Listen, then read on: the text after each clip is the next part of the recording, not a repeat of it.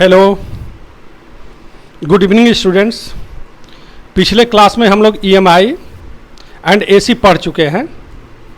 आज हम लोग डिस्कस करेंगे अबाउट इलेक्ट्रोमैग्नेटिक वेव्स। देखो बच्चों, इलेक्ट्रोमैग्नेटिक वेव्स जानने से पहले हमको एक टर्म आता है, एक करंट है जिसको कि डिस्प्लेसमेंट करंट बोलते हैं। Displacement current. और ये डिस्प्लेसमेंट करंट क्या होता है? डिस्प्लेसमेंट करंट समझने से पहले आपको ये जानना होगा, जैसे पिछले क्लास में जब हम लोग ईएमआई पढ़ रहे थे उस समय according to Faraday second law of electromagnetic induction E is equal to minus D phi by D T. Phi B क्या है यहाँ पर? फाई बी को हम बोलते थे मैग्नेटिक फ्लक्स। तो E is equal to minus D by D T, phi is equal to B into A, और ए को यदि हम कॉमन ले लें तो this D B by D T. E क्या है बच्चों? ई को हम बोलते हैं ईएमएफ, इलेक्ट्रोमोटिव फोर्स। और इलेक्ट्रोमोटिव फोर्स क्या होता है? यूनिट चार्ज को पूरे सर्किट में, कंप्लीट सर्किट में घुमाने में जो वर्क करना होता है, that is known as EMF, electromotive force. What is electromotive force? Electromotive force is the work done in moving unit charge in whole circuit, in complete circuit.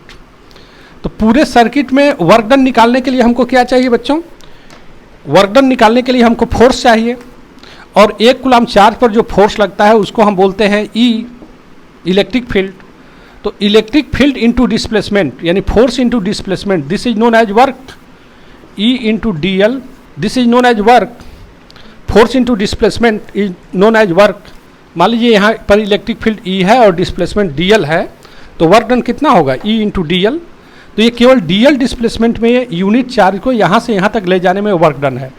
तो unit charge को पूरे सर्किट में घुमाने में जो वर्क डन होगा, इसको हम इंटीग्रेट कर सकते हैं E डॉट डी एल, और इसी को हम बोलते हैं E। E is equal to, E के प्लेस पर हमने लिख दिया E डॉट डी एल। इसी के जगह पर हमने E डॉट डी एल लिख लिया। E dot D L is equal to A is equal to minus A D B by D T.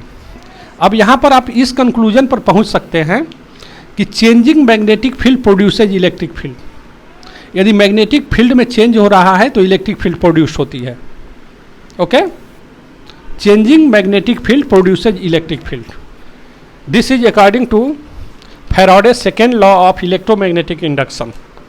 Now इसका कन्वर्स मैक्सवेल ने सोचा, एक साइंटिस्ट हुए मैक्सवेल्स, उनका सोचना था कि जब changing magnetic field electric field produce कर रहा है तो चेंजिंग इलेक्ट्रिक फ्लक्स या इलेक्ट्रिक फील्ड फ्लक्स, फाई को हम, फाई का मतलब इलेक्ट्रिक फ्लक्स, ये भी changing magnetic field electric field produce कर रहा है, तो changing electric field magnetic field produce करना चाहिए। चेंजिंग इलेक्ट्रिक फील्ड क्या प्रोड्यूस करना चाहिए बच्चों? मैग्नेटिक फील्ड प्रोड्यूस करना चाहिए।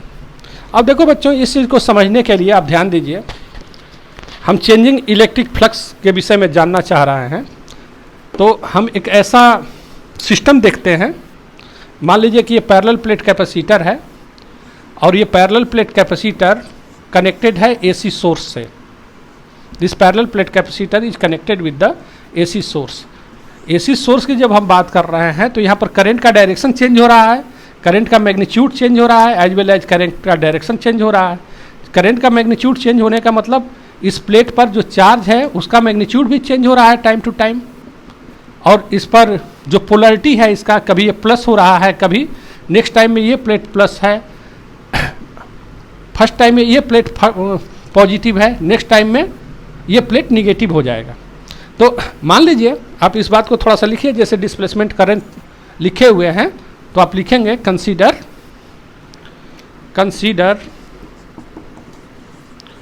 Plus Q and minus Q with the charges on the plates of the parallel plate capacitor, on the parallel plate capacitor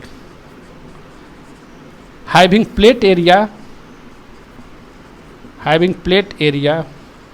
capital A।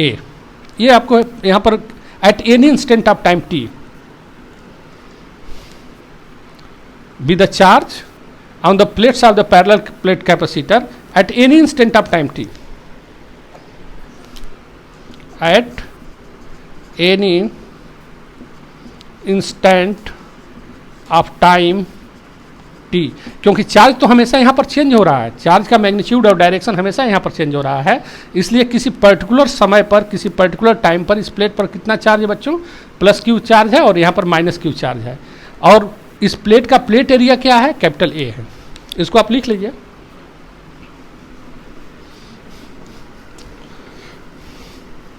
अब हम यहां पर इलेक्ट्रिक फ्लक्स की बात करें, we have D phi by D T की जब हम बात करते हैं, फाई ई का मतलब इलेक्ट्रिक फ्लक्स या इलेक्ट्रिक फ्लक्स ही आप लिखिए, direct electric flux. Now electric flux, now electric flux between the plate of the capacitors, between the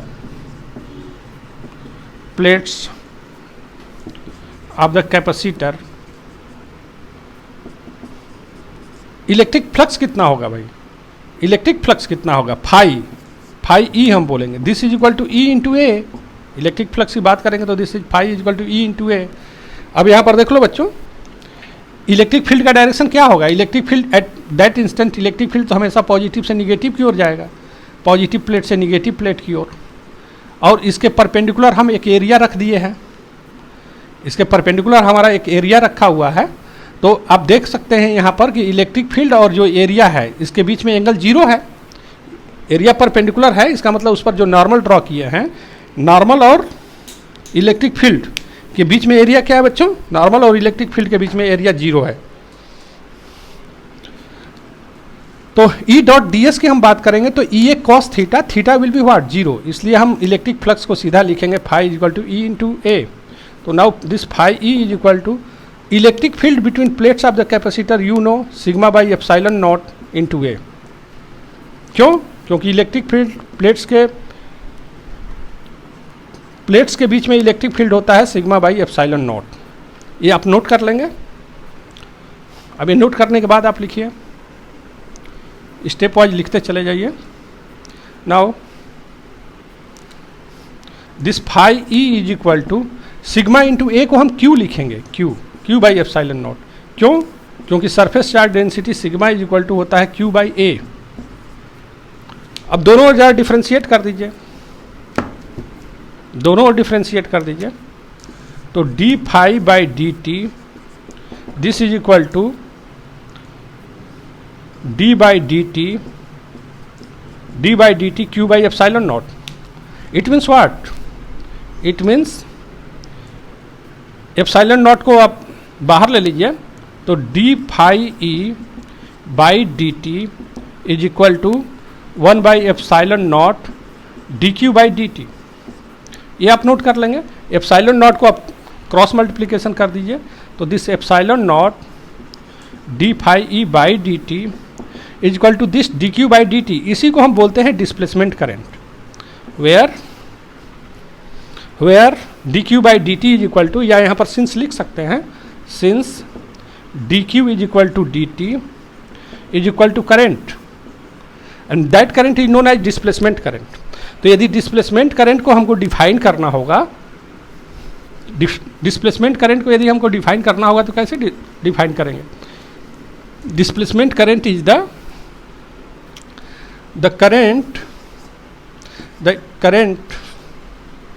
the electric current between the plates of the capacitor, due to the changing magnetic flux,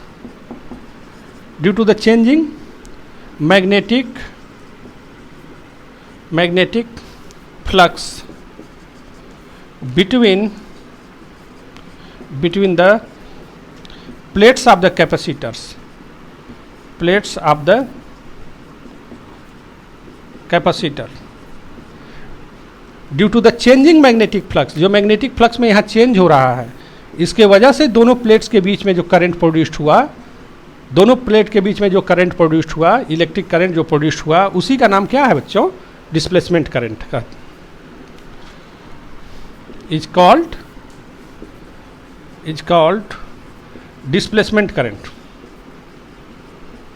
is called displacement current. Okay, तो ये displacement current जानना बहुत जरूरी है। दोनों plates के बीच में जो इलेक्ट्रिक फ्लक्स में चेंज हो रहा है, इलेक्ट्रिक फ्लक्स में क्यों चेंज हो रहा है?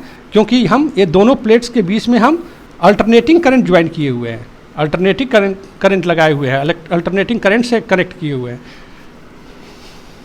अब यहाँ पर ये देखिए, जो डिस्प्लेसमेंट करंट आया है, डिस्प्लेसमेंट करंट आने से एक चीज़ का समाधान हो गया, क्योंकि आप पूछ सकते थे, हम बच्चों से क्वेश्चन पूछते हैं, और देखो ये दोनों प्लेट को जो ज्वाइन करने वाला कंडक्टर है और इसमें जो करंट फ्लो कर रहा है, इसको हम बोलते हैं कंडक्शन करंट, और दोनों प्लेट के बीच में जो करंट फ्लो कर रहा है उसको हम बोलते हैं displacement current. Actually displacement current is equal to conduction current.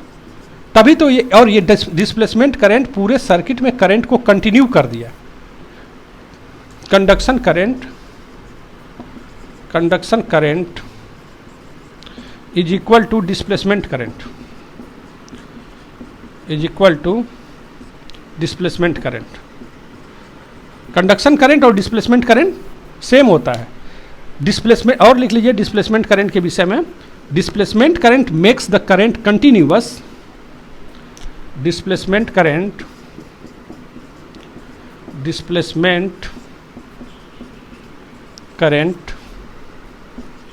Makes the current continuous in the circuit। इस डिस्प्लेसमेंट करंट के वजह से ही पर ये जो पूरा का पूरा सर्किल है, पूरा का पूरा जो सर्किट बना हुआ है, उसमें करंट कंटिन्यूअस हो गया। नहीं तो आप ये कह सकते थे अल्टरनेटिंग करंट यहाँ से पॉजिटिव प्लेट पर गया, उसके बाद यहाँ निगेटिव प्लेट से करंट स्टार्ट हो रहा है, बीच में करंट डिसकंटिन्यूअस हो गया। तो ये जो डिसकंटिन्यूटी का कंसेप्ट था, वो यहाँ पर डिस्प्लेसमेंट करंट आने से वो रिमूव हो गया, वो प्रॉब्लम। तो ये हमने लिखवा दिया है। डिस्प्लेसमेंट करंट क्या करता है बच्चों? Displacement current makes the current continuous in the circuit. नहीं तो अब डिस्प्लेसमेंट करंट जब नहीं रहेगा तो आप क्या करेंगे? एसी कैसे, कैपेसिटर से एसी कैसे फ्लो करता है? यहाँ पर आकर के जंप थोड़ी ना करेगा, जंप तो करता नहीं है। अब यहाँ पर क्लियर कंसेप्ट है, यदि एसी आप फ्लो कराए हुए हैं, एसी के वजह से दोनों प्लेट्स के बीच में इलेक्ट्रिक फ्लक्स में चेंज होता है। इलेक्ट्रिक फ्लक्स में क्यों चेंज होता है? क्योंकि दोनों प्लेट्स के बीच में इलेक्ट्रिक फील्ड में चेंज हो रहा है। इलेक्ट्रिक फील्ड में क्यों चेंज होता है? क्योंकि प्लेट्स पर चार्ज चेंज होते रहते हैं हमेशा, इसलिए इलेक्ट्रिक फ्लक्स चेंज हो रहा है। और उस इलेक्ट्रिक फ्लक्स में चेंज होने के वजह से ही दोनों प्लेट्स के बीच में करंट प्रोड्यूस्ड हुआ, and that current is known as displacement current. Now this is very clear.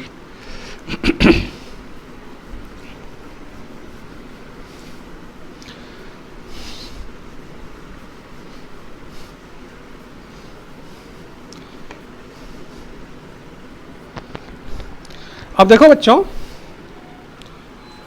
Maxwell's equations, Maxwell's equations आपको मालूम है, ये E dot D S this is equal to Q by epsilon naught. This is Gauss's law, Gauss's law in electrostatics, in electrostatics। Now next, B dot ds is equal to 0। ये भी Gauss's law ही है। This is Gauss's law in magnetostatics,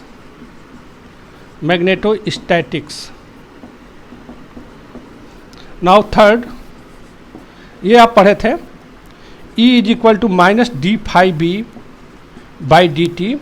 और अभी हम आपको बताए हैं E के जगह पर आप लिख सकते थे, स्टार्टिंग में ही हमने आपको डिस्कस किया था E dot dl is equal to minus d phi b by dt. This is known as what?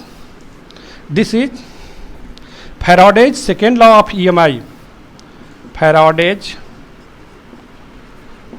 second law of EMI, electromagnetic induction. Now first, और यहाँ पर देख रहे हैं सेकेंड थर्ड लॉ से, changing magnetic field produces electric field. Now fourth, ampere circular law ना. Ampere circular law आप देखिए, फोर्थ लॉ क्या है? फोर्थ लॉ क्या है भाई? फोर्थ लॉ आपको पता है, Ampere circular law, B dot D L is equal to mu naught I. I को बोलते हैं टोटल करंट. तो this B dot D L is equal to mu naught I. I का मतलब कंडक्शन करंट और डिस्प्लेसमेंट करंट, ये दोनों मिल करके टोटल करंट बनता है. अब सुनो देखो बच्चों, now B dot D L is equal to, अभी हम डिस्प्लेसमेंट करंट आपको डिराइव कराए हुए हैं, I C is equal, I D is equal to epsilon naught D phi E by D T. अभी आप देख सकते हैं, आप लिखे हुए हैं. Now this B dot D L is equal to, देखो इन फ्री स्पेस, स्पेस में तो कोई कंडक्टर नहीं रहता है, तो हम ये लिख सकते हैं in free space, in free space I C is equal to 0. तो हेंस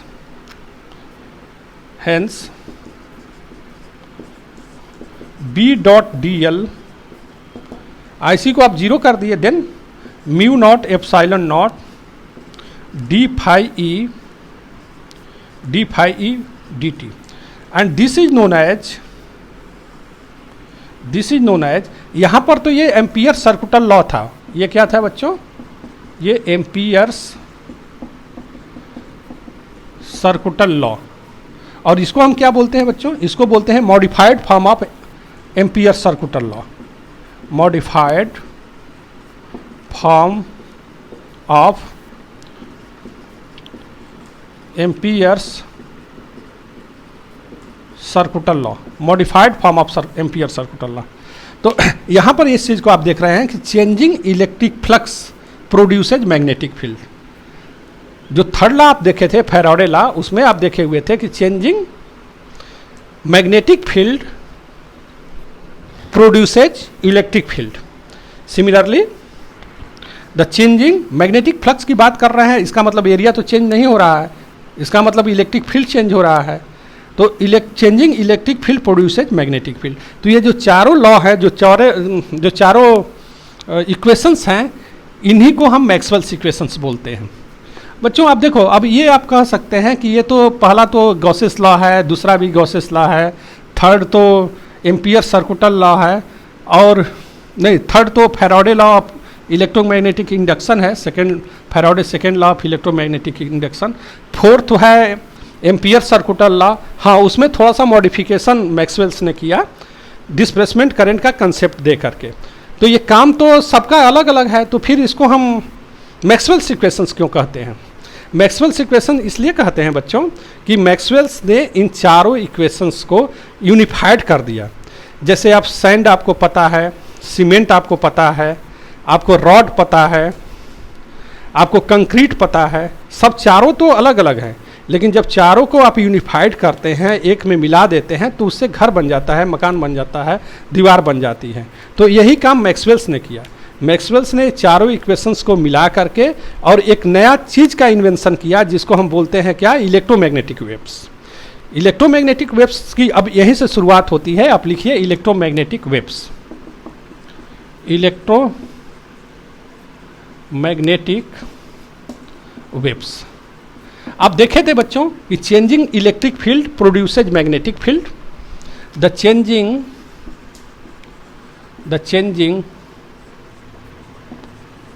चेंजिंग इलेक्ट्रिक फील्ड, या टाइम वेरिंग इलेक्ट्रिक फील्ड भी आप बोल सकते हैं. The time varying electric field,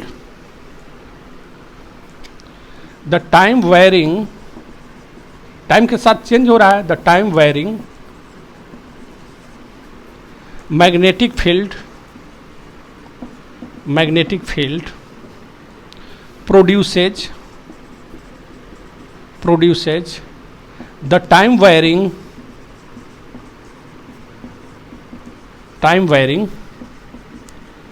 electric field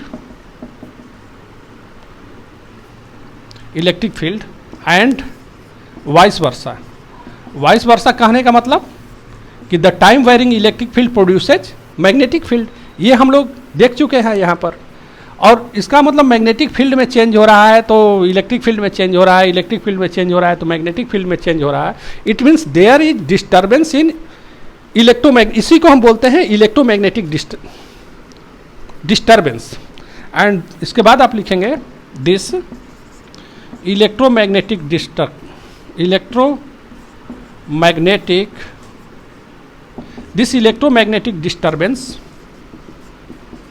disturbance produces या leads the waves called electromagnetic waves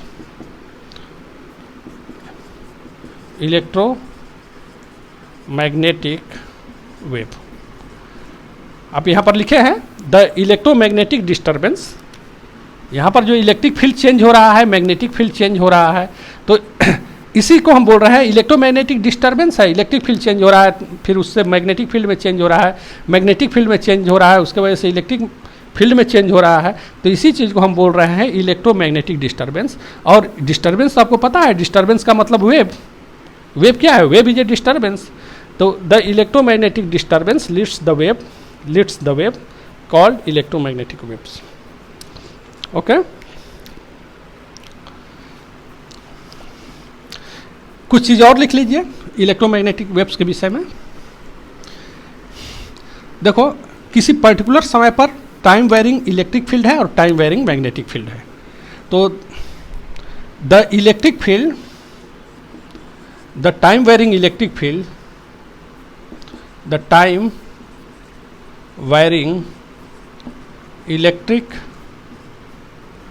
field and the time varying magnetic field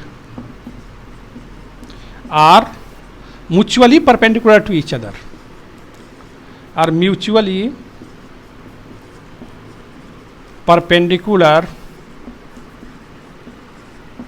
to each other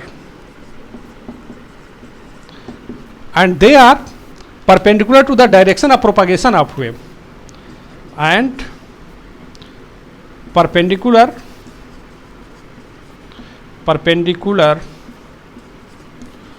to the direction of propagation of wave। तो जो electromagnetic waves है इसमें इतना आप जरूर लिखिएगा और ये बिल्कुल क्लियर है आपको।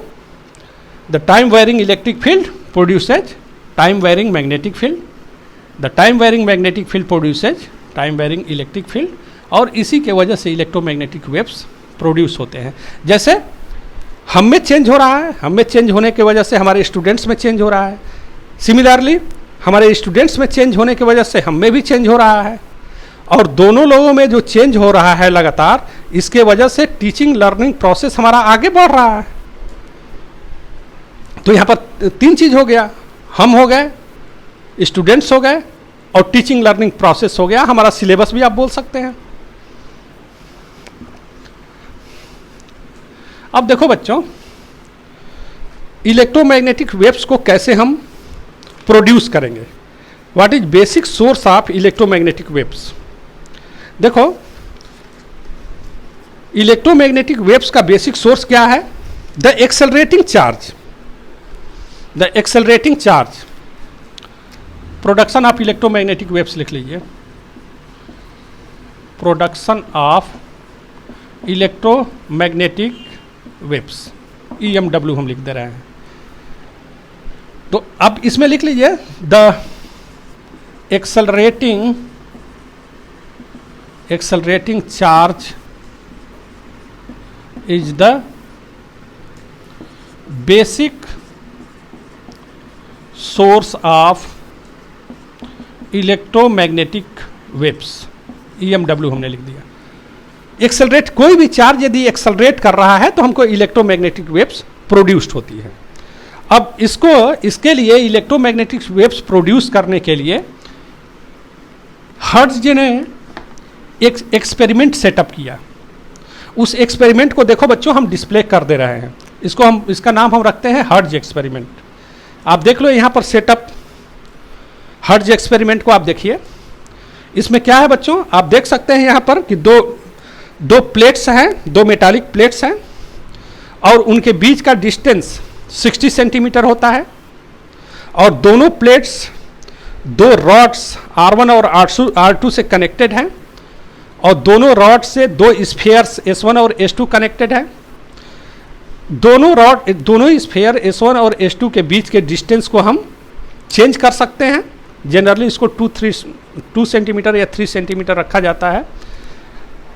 वो कैसे चेंज कर सकते हैं, ये जो R1 और R2 पर ही तो फिक्स है S1 और S2, उसी पर स्लाइड करके हम दोनों के बीच के डिस्टेंस को हम चेंज कर सकते हैं। और वो क्या है, वहाँ पर S1 और S2 चूँकि मेटल है तो ये एक कैपेसिटर का भी काम करता है। दूसरा आप देख सकते हैं एक induction coil high voltage produce करता है।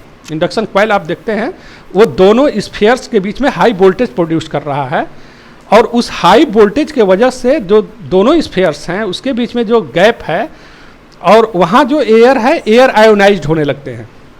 और जब एयर आयोनाइज्ड हो गए इसका मतलब वहाँ चार्ज प्रोड्यूस्ड हो गया। चार्ज प्रोड्यूस्ड होने के वजह से यहाँ जो हम हाई वोल्टेज दिए हुए हैं इंडक्शन कॉइल के थ्रू, वो उस हाई वोल्टेज के वजह से चार्ज तो प्रोड्यूस हुआ ही साथ वो एक्सेलरेट होना शुरू करता है। ये चार्ज पार्टिकल क्या है, एक्सेलरेट होना शुरू करते हैं। और आपको पता है कि जब चार्ज पार्टिकल एक्सेलरेट होना शुरू किए तो हमको इलेक्ट्रोमैग्नेटिक वेव्स प्राप्त होता है, मिलता है। और इस इलेक्ट्रोमैग्नेटिक वेव्स को हम डिटेक्टर के हेल्प से डिटेक्ट कर सकते हैं। तो ये पूरा चीज़ का आप हम यहाँ पर दे दिए हुए हैं, इसका डायग्राम भी दिए हुए हैं और इसका नोट्स भी हम दे दिए हुए हैं, डिस्प्लेड है। क्योंकि इतना चीज़ को तो हम बोल के नहीं लिखवा सकते हैं, लेकिन लिखना भी ज़रूरी है क्योंकि ये एग्जामिनेशन में पूछता है, इसलिए हर्ट्ज एक्सपेरिमेंट बहुत इंपॉर्टेंट है।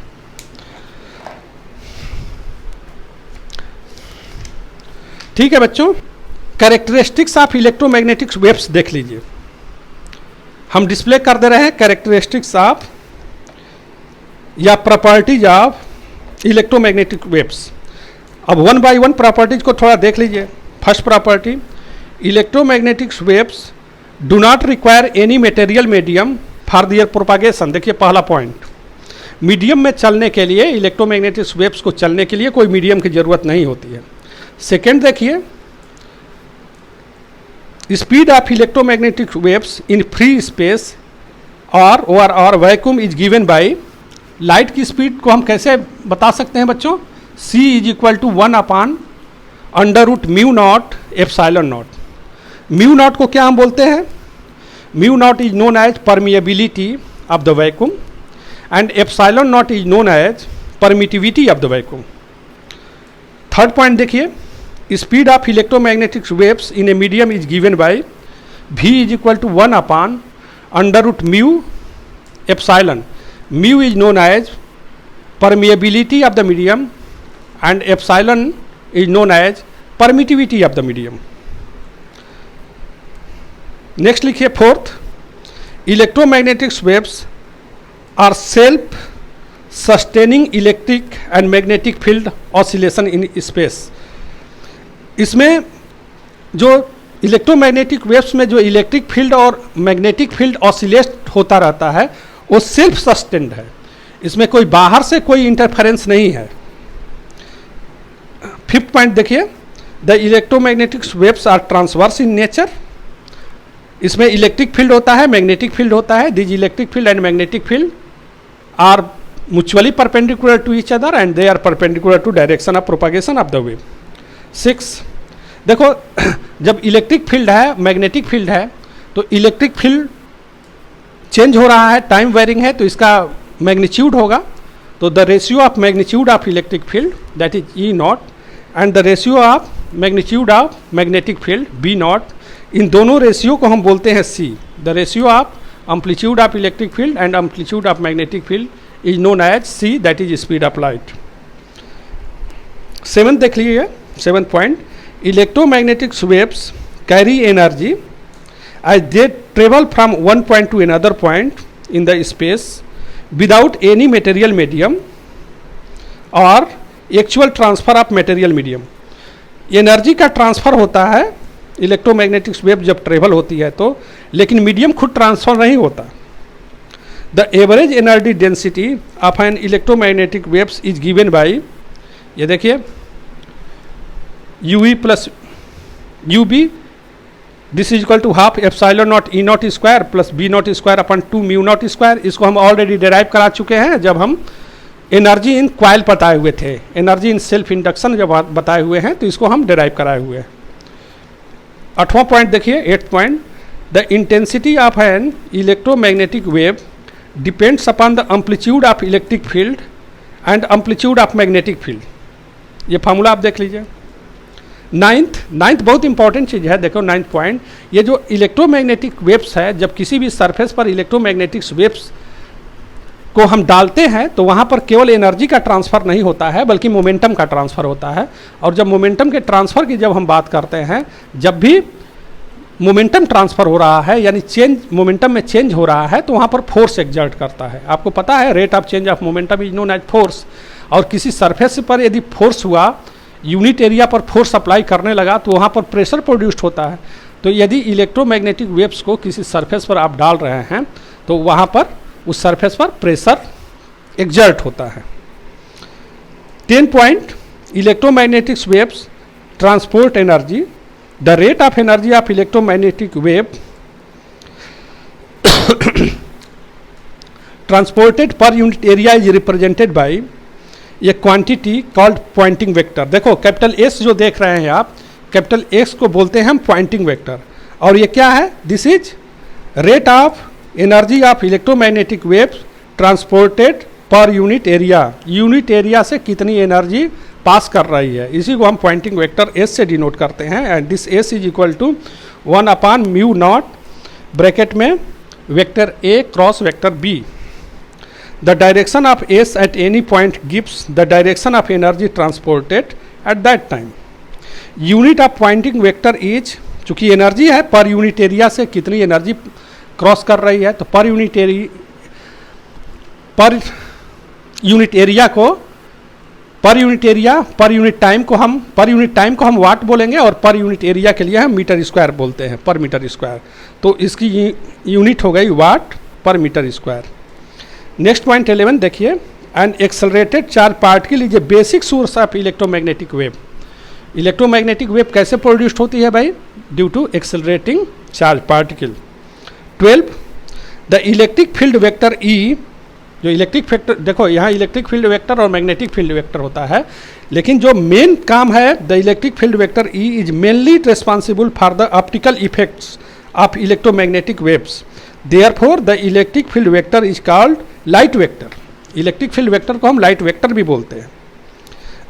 नेक्स्ट पॉइंट देखिए, electromagnetic waves can be reflected, refracted and diffracted. 4th point 14, electromagnetic waves show the phenomenon of interference.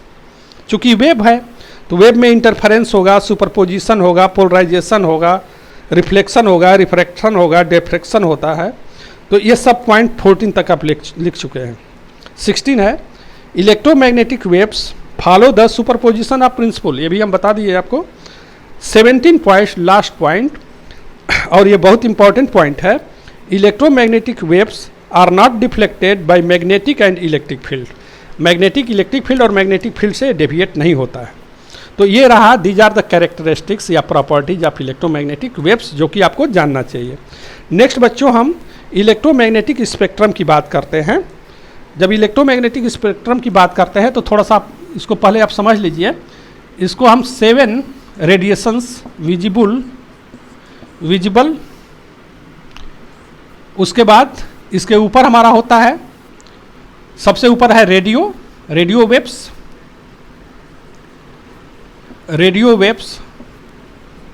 फिर माइक्रोवेव्स, उसके बाद इंफ्रारेड, विजिबल के बाद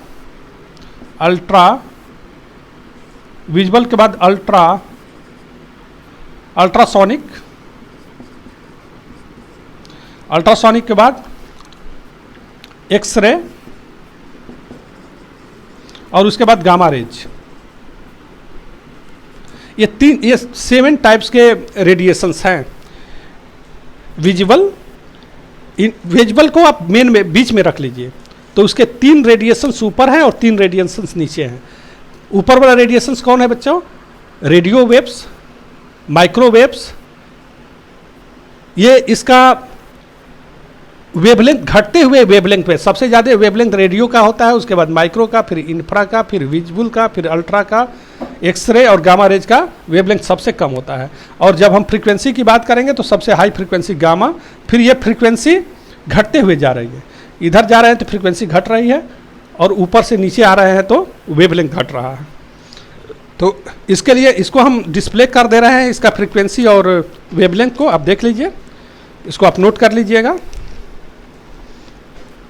उसके बाद देखो बच्चों, इसके बाद uses of electromagnetic waves, electromagnetic waves का यूज जानना जरूरी है आपको। इसको भी हम 1 बाय, ये यूज बहुत इंपॉर्टेंट है। तो रेडियो वेव्स देखो बच्चों, रेडियो वेव्स का यूज होता है कम्युनिकेशन सिस्टम में मेनली, और भी हम डिस्प्ले कर दिए हुए हैं, आप यूज नोट कर लीजिए। माइक्रोवेव का मेन यूज होता है रडार सिस्टम में। फिर इंफ्रारेड वेव्स हम यूजेस सब डिस्प्ले किए हुए हैं, आप देखिए। इसका मेन यूज है हीटिंग इफेक्ट में। विजिबल लाइट का यूज किस में होता है बच्चों? ये लाइट इलेक्ट्रिक बल्ब्स और ट्यूबलाइट्स में इसका यूज किया जाता है। अल्ट्रावायलेट रेज का यूज कहाँ करते हैं आप? ये अल्ट्रावायलेट रेज है, ये अल्ट्रावायलेट रेज का कहाँ यूज करते हैं? अल्ट्रावायलेट का कहाँ यूज आप कर रहे हैं? अल्ट्रावायलेट का यूज होता है to preserve the food stuff, main इसमें यूज है, और बैक्टीरिया वगैरह को किल करने में भी इसका यूज होता है। एक्सरे का यूज कहाँ करते हैं?